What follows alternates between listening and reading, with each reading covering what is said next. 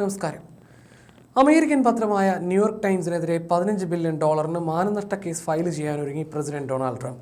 തനിക്കെതിരെ നിരന്തരം വ്യാജ വാർത്തകൾ നൽകുന്നുവെന്നും ഡെമോക്രാറ്റിക് പാർട്ടിയുടെ മുഖപത്രമായി പത്രം പ്രവർത്തിക്കുന്നുവെന്നും ചൂണ്ടിക്കാട്ടിയാണ് മാനനഷ്ട കേസ് നൽകിയത്.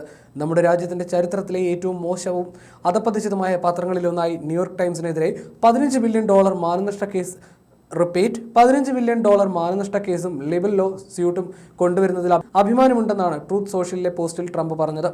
ഫ്ലോറിഡയിൽ കേസ് ഫയൽ ചെയ്യാനാണ് തീരുമാനം. മുൻ പ്രസിഡന്റ് സ്ഥാനാർത്ഥിയും ഡെമോക്രാറ്റിക് നേതാവുമായ കമല ഹാരിസിനെ ന്യൂയോർക്ക് ടൈംസ് അംഗീകരിച്ചതായി റിപ്പബ്ലിക്കൻ നേതാവായ ട്രംപ് ചൂണ്ടിക്കാട്ടി.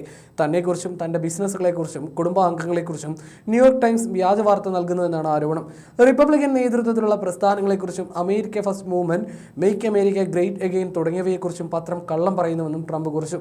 പ്രസിഡന്റായി തിരിച്ചെത്തിയതിനു ശേഷം മാധ്യമ സ്ഥാപനങ്ങളെ ട്രംപ് നിരന്തരം ലക്ഷ്യം വെച്ചിരുന്നു.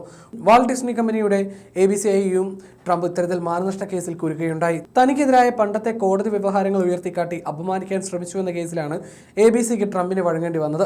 US പ്രസിഡന്റ് ഡൊണാൾഡ് ട്രംപിന്റെ നൊബേൽ മോഹം അടക്കം പൊളിച്ചടുക്കിക്കൊണ്ട് ന്യൂയോർക്ക് ടൈംസ് രംഗത്ത് വന്നിരുന്നു. ഇന്ത്യൻ പ്രധാനമന്ത്രി നരേന്ദ്രമോദിയുമായി ട്രംപ് പിണങ്ങിയത് നൊബേലിന്റെ പേരിലെന്ന് ന്യൂയോർക്ക് ടൈംസ് റിപ്പോർട്ട് പുറത്തു വന്നിരുന്നു. സമാധാനത്തിനുള്ള നൊബേൽ പുരസ്കാരത്തിന് തന്നെ നാമനിർദ്ദേശം ചെയ്യണമെന്ന് ട്രംപ് ആവശ്യപ്പെട്ടു. ഇതിന് മോദി സമ്മതിക്കാത്തത് ട്രംപിനെ ചൊടിപ്പിക്കുകയായിരുന്നുവെന്ന് ന്യൂയോർക്ക് ടൈംസ് റിപ്പോർട്ട് ചെയ്തിരുന്നു.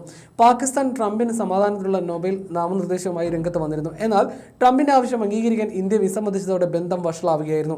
ഇതിന് പ്രതികാരമായിട്ടാണ് തീരുവ വർധനവ് അടക്കമുള്ള തീരുമാനവുമായി ട്രംപ് ഭരണകൂടം മുന്നോട്ട് വരുന്നതെന്ന് ന്യൂയോർക്ക് ടൈംസിന്റെ റിപ്പോർട്ടിൽ വിമർശിച്ചിരുന്നു. ഇതടക്കം നിരവധി റിപ്പോർട്ടുകൾ ന്യൂയോർക്ക് ടൈംസ് ട്രംപിനെതിരെ നൽകിയിരുന്നു. ഈ പശ്ചാത്തലത്തിലാണ് കേസുമായി ട്രംപ് രംഗത്ത് വന്നത്.